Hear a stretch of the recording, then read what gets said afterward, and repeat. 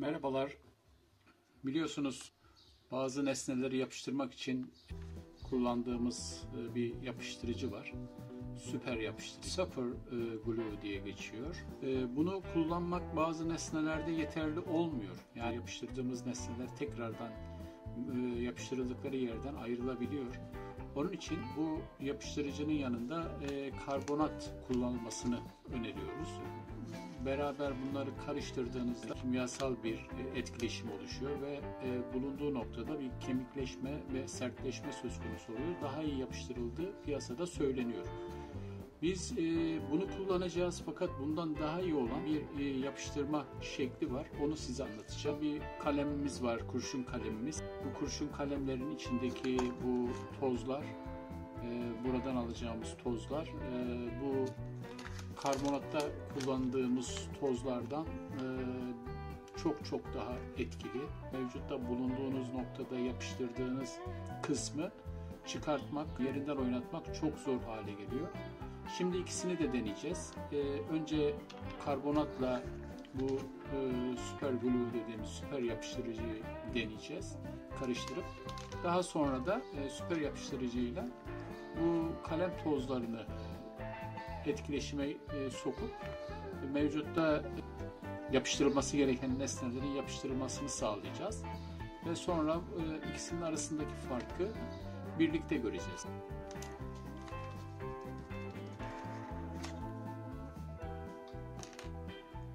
Karbonatımızın üzerine süper yapıştırıcıyı döküyoruz ve sonucu birlikte görüyoruz.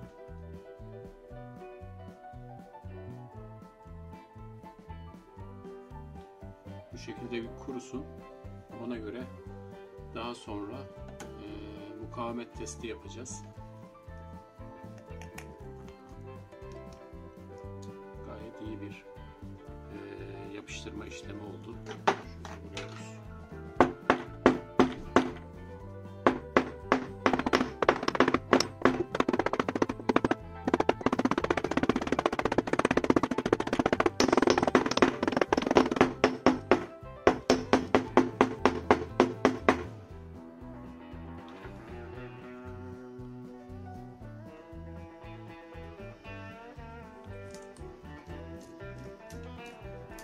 Dökülebiliyor.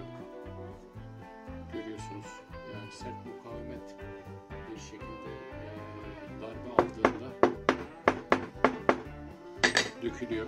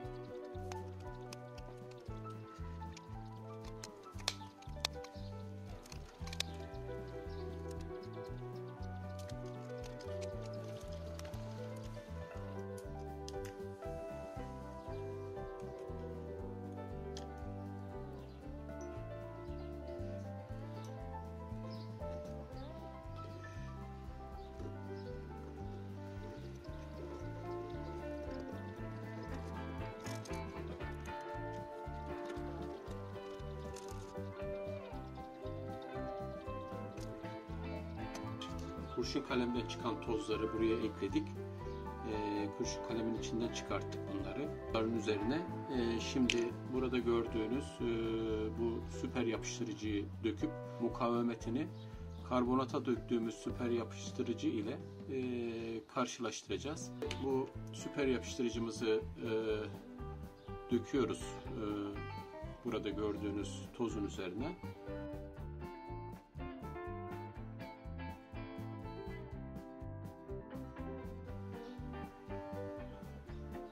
Biraz beklesin. Daha sonra test yapacağız.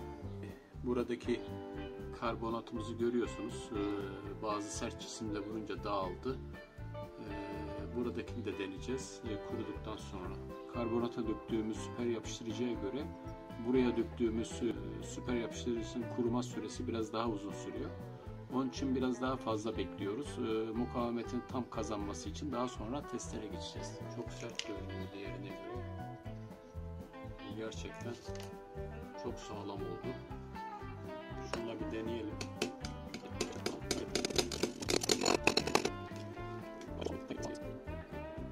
Hakikaten çok sağlam oldu. Kaya gibi sağlam diyebiliriz.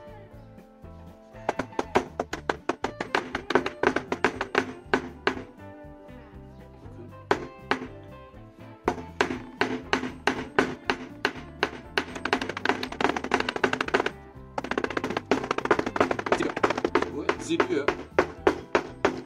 Bu eziliyor fakat bu ezilmiyor.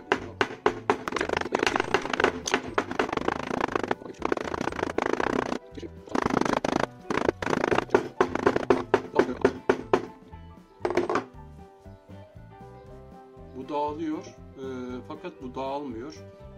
Gayet iyi bir, başarılı bir uygulama bu.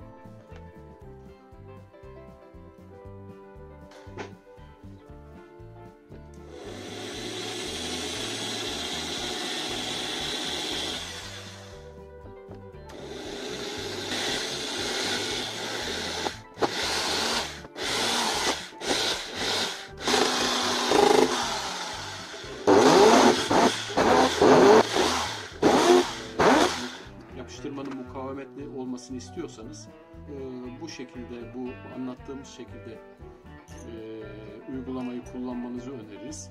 Buradaki uygulama biraz daha sıkıntılı, biraz daha gevşek yapıyor ve çözülebiliyor. Ama bu gerçekten gayet sağlam, dağılmıyor ve aksine çok hızlı şekilde kuruyup yapışmayı sağlıyor. Parçaları şu şekilde de ezebilirsiniz. Böyle bastırıp ezme yöntemi de yapabilirsiniz.